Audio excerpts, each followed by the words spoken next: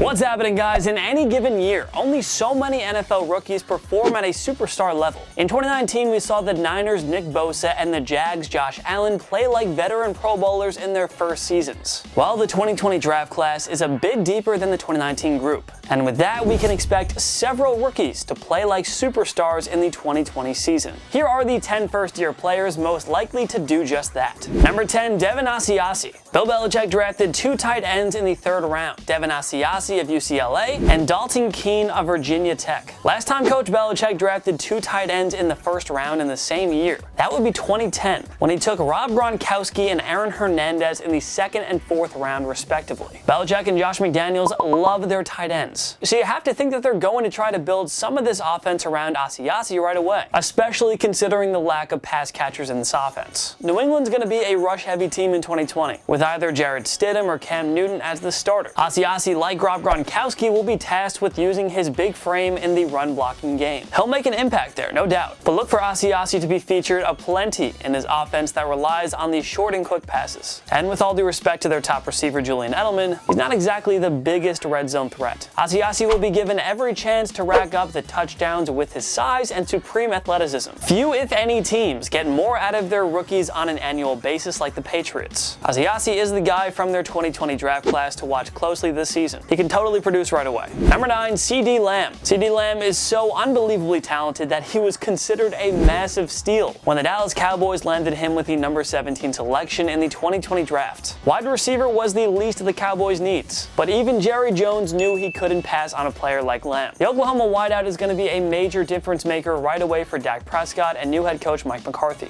Lamb joins an already explosive offense that features a Pro Bowl quarterback, two-time rushing leader in Ezekiel Elliott, and two 1,000-yard receivers in Amari Cooper and Michael Gallup. Oh, and only perhaps the best offensive line in the league. Cooper, for now, is the go-to receiver in Dallas, but he'll be drawing the most attention from opposing defenses. So Lamb has a legitimate chance to step in and lead this team in receiving yards as a rookie. 1,200 yards is not out of the question. Lamb appears to be destined to make countless Pro Bowls as he becomes the Cowboys' next great wide receiver. Prescott and Coach McCarthy are not going to waste his talents. Lamb is going to be a game changer in no time. Number 8, DAndre Swift. The Lions drafted Swift in the second round, 35th overall. The hope is that the Georgia running back will add another element to this usually potent offense that often lacks productive rushers. The last time the Lions had a 1,000-yard rusher, Reggie Bush in 2013. That's inexcusable. The Lions haven't gone anywhere with Matthew Stafford running a one-dimensional offense. He's also coming off a back injury that sidelined him during the second half of last year. Do the Lions really want to overwork Stafford again? Sounds like a silly idea to us. Matt Patricia and offensive coordinator Darrell Bevell are obviously keen on using Swift aplenty. You don't draft a running back early in round 2 if you're not planning to make him a big part of your offense. Bevell's offense looked brilliant in the first half of 2019 before Stafford got injured, so we can't wait to see how he implements Swift into this unit now. Don't be surprised if the rookie turns in an especially productive year, and if he becomes the Lions' first 1,000-yard rusher in 7 years.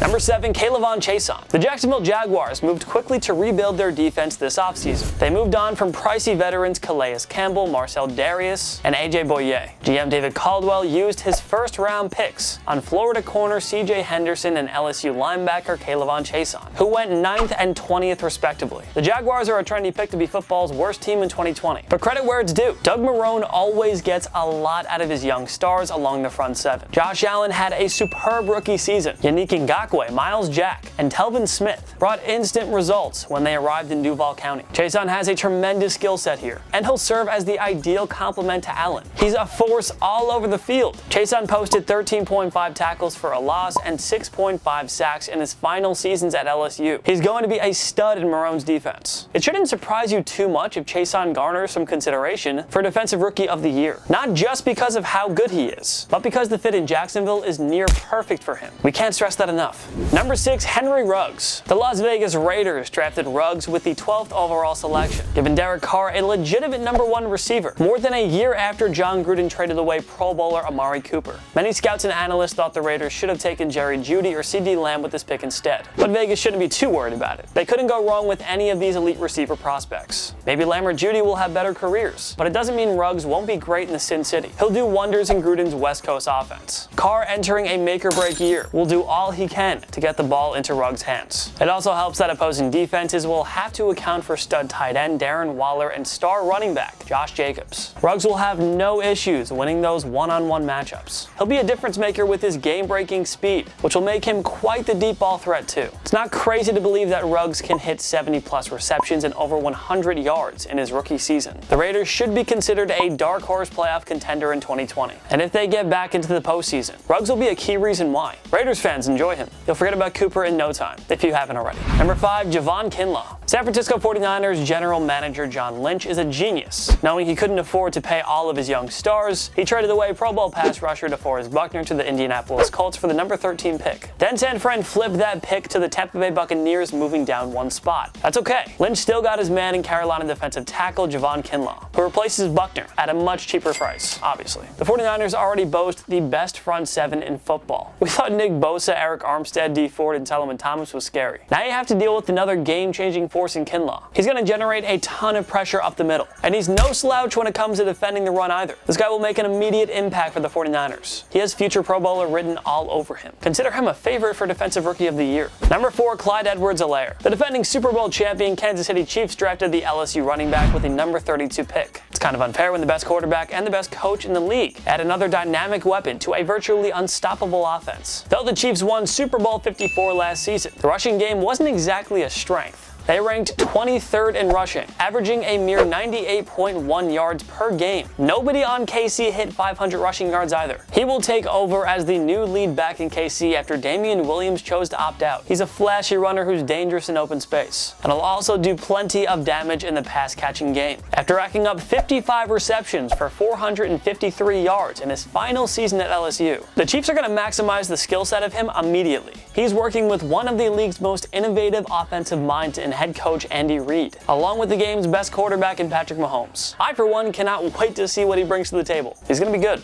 Number 3, Isaiah Simmons. Simmons is truly a freak of nature. At 6'4" and 238 pounds, you would expect him to stay at the linebacker position, but his athleticism is out of this world. The guy also played safety and cornerback during his time at Clemson. The Arizona Cardinals drafted him 8th overall. The expectation is that they'll keep him at linebacker, but at least Cliff Kingsbury has the option to move the versatile Simmons around. He joins a defense that includes perennial Pro Bowl corner Patrick Peterson and sack specialist Chandler Jones. He won't waste any time in fixing a defense that allowed 27.6 points per game last season, as well as the most total yards at 402 per game. Simmons can be used in so many different ways. He can rush the quarterback with Jones, or he can patrol the secondary with Peterson. One way or another, Simmons is going to flat out dominate in his rookie year. It'll be interesting to see how Kingsbury and the Cards choose to use him in his first NFL season. Number 2, Joe Burrow. The Cincinnati Bengals made the right choice in drafting Burrow 1st overall, but he's not exactly a sure thing to succeed in his rookie year. Many all-time great quarterbacks go through a sluggish rookie year before putting it all together. Just ask John Elway and Peyton Manning. Burrow is joining a rebuilding Bengals team that features a second-year head coach in Zach Taylor and a woeful O-line that was ranked 30th overall by Pro Football Focus in 2019. There's going to be some growing pains for Burrow, but at the same time, it's Joe Burrow we're talking about. He's still going to have plenty of big-time moments in his rookie year, and the Bengals are supplying him with plenty of playmakers, including AJ Green, T. Higgins, Auden Tate, Tyler Boyd, Joe Mixon, and John Ross. There's no way Burrow will completely flop with those guys at his side. Burrow is simply too good to disappoint in his rookie year. There will be some downs, no doubt, but surely there will be more ups. He's not going to peak in year 1, but Burrow is going to provide a promising preview of the bright future to come in Cincinnati.